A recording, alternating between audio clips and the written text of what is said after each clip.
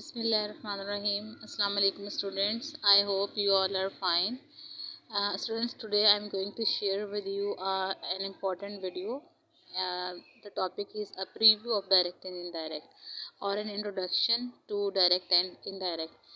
Matric के students जो हैं वो ख़ास तौर पर कंफ्यूज रहते हैं। डायरेक्ट इनडायरेक्ट तो सीख लेते हैं, लेकिन स्टूडेंट्स हमेशा कंफ्यूज रहते हैं कि इसको टैकल कैसे करना है।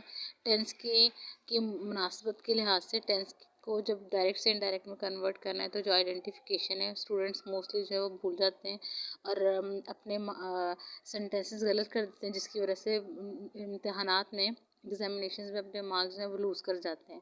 तो ये वीडियो जो है स्पेशली मैंने इसलिए आपके लिए बना रही हूँ मैं, ताकि आप इस चीज़ को समझें और अंडरस्टैंड कर सकें। ओके, सबसे पहले हमें जानना ज़रूरी यहाँ पर ये है कि डायरेक्ट स्पीच का मतलब क्या होता है और इनडायरेक्ट किसे कहते हैं। डायरेक्ट स्पीच उस सेंटेंस के उस हिस्से को कहा जाता है जो कि विद इन कॉमाज स्पीच हो। कोटेड स्टेटमेंट को डायरेक्ट स्पीच कहा जाता है। आपको समझ आ जाएगी। हमारे पास दो रिपोर्टिंग स्पीचेस होती हैं। एक रिपोर्टिंग वर्ब होता है, एक रिपोर्टिंग स्पीच होती है या रिपोर्टिंग वर्ब भी कह सकते हैं, और एक रिपोर्टेड स्पीच होती है या रिपोर्टेड वर्ब भी कहा जा सकता है। और इनडायरेक्ट स्पीच वो होती है जिसमें कोटेड स्टेटमेंट नहीं होती है, जबकि हम दोनों वर्ब्स को, रिपोर्टिंग वर्ब को और रिपोर्टेड वर्ब को दैट की मदद से मिला देते हैं। क्लियर? तो चलें अब आगे चलते हैं। सबसे पहले हमारे पास जो है डायरेक्ट और इनडायरेक्ट में दो इम्पॉर्टेंट चीज़ें होती हैं। एक हमारे पास रिपोर्टिंग वर्ब है और दूसरा हमारे पास है रिपोर्टिंग वर्ब। ठीक है, रिपोर्टिंग वर्ब और रिपोर्टेड वर्ब। रिपोर्टेड वर्ब, अब आप यहाँ पर कंफ्यूज हो रहे होंगे रिपोर्टेड वर्ब क्या है और रिपोर्टिंग वर्ब क्या है। रिपोर्टेड वर्ब कहते हैं suppose, like this. Reported verb कहा जाता है जो कि कॉमा से पहले वाला हिस्सा होता है, like he says, he said, he ask.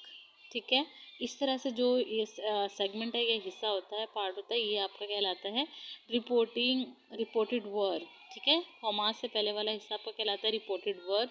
और जो आफ्टर दैट आपके पास जो पार्ट आता है उसको हम कहते हैं रिपोर्टिंग वर्ब, रिपोर्टिंग स्पीच या रिपोर्टिंग वर्ब, रिपोर्टेड वर्ब या रिपोर्टेड स्पीच। ठीक है, ये एक ही चीज़ है। मतलब आपके पास जो है डायरेक्ट स्पीच में दो पार्ट हैं। एक स्टेटमेंट के अंदर पहला पार्ट जो है कॉमास के बगैर वाला जो पार्ट है वो आपका कहलाएगा रिपोर्टेड वर्ब, और विद इन कॉमास वाला पार्ट आपका कहलाएगा जो कि इस साइड पर है। ठीक है, मैं आपको यहाँ पेन से आइडेंटिफाई कर देती हूँ, जो कि ये वाला एरिया जो है, आई मेक यू क्लियर, ये वाला जो पार्ट है ये आपका आ जाता है रिपोर्टिंग स्पीच। ठीक है, और मिडिल में दैट, ये वाला एरिया आ जाता है। दैट हम यूज़ करते हैं ये जो सारी नंबर ऑफ वर्ड्स गिवन है या हर टेंस के अकॉर्डिंग हम इनको सप्लाई करते हैं। और बिफोर जो है ये दैट से पहले या कॉमा से पहले हम ये वाले वर्ब्स का इस्तेमाल करते हैं जिसे हम रिपोर्टेड वर्ब या रिपोर्टेड स्पीच कहते हैं। अब हम ये इसको स्टेप बाय स्टेप देखेंगे कि कब कब हमने इनको कन्वर्ट करना है। सपोज़ ही सेड है, डायरेक्ट स्पीच में हम ऑलवेज आपको जो है ना, यूजली हम ही सेड ही होता है। ही सेड, प्रोनाउन चेंज हो सकता है, आई हो सकता है, यू, दे, ही, शी, कोई भी प्रोनाउन हो सकता है, लेकिन वर्ब मोस्टली जो है हम सेड ही यूज़ करते हैं। तो अकॉर्डिंग टू द टेंसेस, अब यहाँ पर इन्होंने उर्दू में रिटन है, लेकिन खबरी जुमले को इंग्लिश में हम बोलते हैं असर्टिव सेंटेंस। असर्टिव सेंटेंस जब हमारे पास होगा तो हमने से को चेंज कर देना है, से को से में या टेल में चेंज करेंगे। पास्ट टेंस होगा तो सेड होगा, सेड को हम चेंज कर देंगे, सेड को चेंज कर देंगे सेड में, या फिर हम टोल्ड में चेंज करेंगे। टोल्ड हम तब लगाते हैं, सिचुएशन लगाते हैं जब हमारे पास सेड टू हो। स्टूडेंट्स यहाँ पर मिस्टेक कर देते हैं, सेड टू को हमेशा टेल में या टोल्ड में कन्वर्ट करना होता है। मीन्स से को हम चेंज करेंगे से को हम चेंज कर देंगे से टू को टेल में, और सेड को हम सिंपल अगर सेड है या से है तो उसको हम से में ही रहने देंगे। अगर टू साथ आता है तो फिर टोल्ड के टेल लगता होता है। ठीक है, ये असर्टिव सेंटेंस में आता है। और जब इसको आपने डायरेक्ट डायरेक्ट से इनडायरेक्ट में चेंज कर रहे हैं, तो हम दरमियान मिडल में रिपोर्टिंग और रिपोर्टेड स्पीच को मिलाने के लिए हम वहाँ पर दैट का इस्तेमाल करते हैं।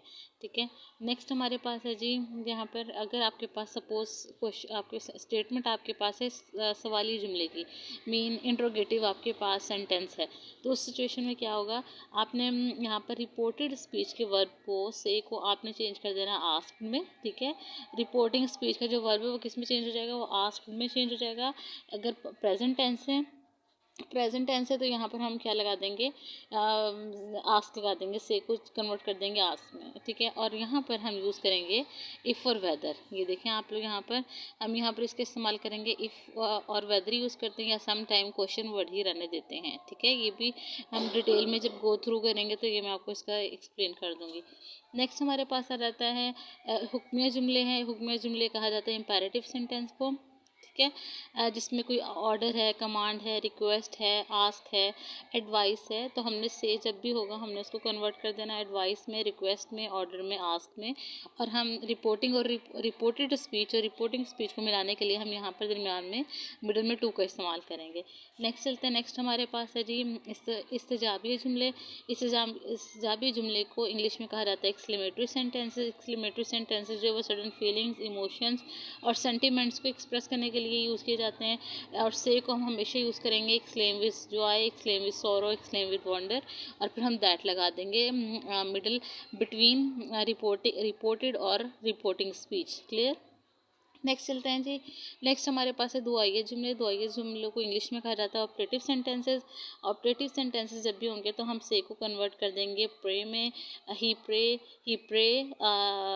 और ही प्रेड, ही कर्स्ड और ही कर्सेस, और ही विश और ही विशेस और ही विश्ड। ठीक है, और बिटवीन रिपोर्टेड स्पीच और रिपोर्टिंग स्पीच हमने बिटवीन कर देना है, दैट यूज़ करना है, दरमियान में मिडिल में दैट आ जाएगा। नेक्स्ट हमारे पास टू टाइप सेंटेंसेस होते हैं जो कि हम जो है हुक्म जुमले मतलब इम्पेरेटिव सेंटेंसेस के अंदर दो फंक्शन होते हैं हमारे पास। एक होता है सजेशन, और लेट वाले फिक्रात ने कहा जाता है uses of let including giving suggestion, मतलब सजेस्ट करना होता है।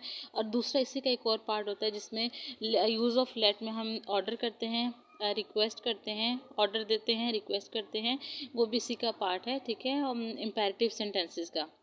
लेकिन इनके because of the use of let इनका फंक्शन जो है चेंज हो जाता है। फिर अब जब ये सिचुएशन होगी तो फिर हमने क्या करना है, सजेशन में हमने तजवीज़ में सजेशन में हमने यहाँ पर से की जगह प्रपोज लगा देना है। सपोज़ आपने ये कॉमन सेंटेंसेस सुने होंगे, लेट अस प्ले क्रिकेट, हम अक्सर इस तरह के फ़िक्रात बोलते हैं। तो फिर इस तरह के सेंटेंसेस को हम कन्वर्ट करते हैं, he said that they should play cricket, he said that they proposed play cricket. ठीक है, तो यहाँ पर हमने क्या करना है, यहाँ पर हम प्रपोज को जो है शुड में चेंज कर देंगे, प्रपोज लगा देंगे से की जगह पर, he said that he propose that he should play cricket, इस तरह से हम चेंज कर देंगे। ओके, नेक्स्ट हमारे पास है जी, और मिडिल में हमने अगेन फिर दैट यूज़ करना है दोनों को मिलाने के लिए, रिपोर्टेड और रिपोर्टिंग स्पीच को मिलाने के लिए।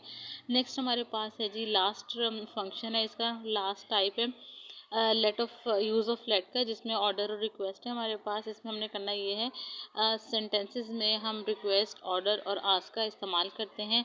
अब यहाँ पर जो है ऊपर वाले पार्ट से नीचे वाला पार्ट डिफरेंट कैसे, सजेशन में हमेशा लेट अस आता है, मतलब ऑब्जेक्टिव केस प्रोनाउन अस यूज़ होता है, जबकि लेट वाले फिक्रात जो हैं ऑर्डर एंड रिक्वेस्ट में यहाँ पर हम प्रोनाउन चेंज होता है, हिम भी यूज़ हो सकता है उसकी जगह पर, हर भी यूज़ हो सकता है, देम भी यूज़ हो सकता है। Suppose let us speak them, let us speak quietly,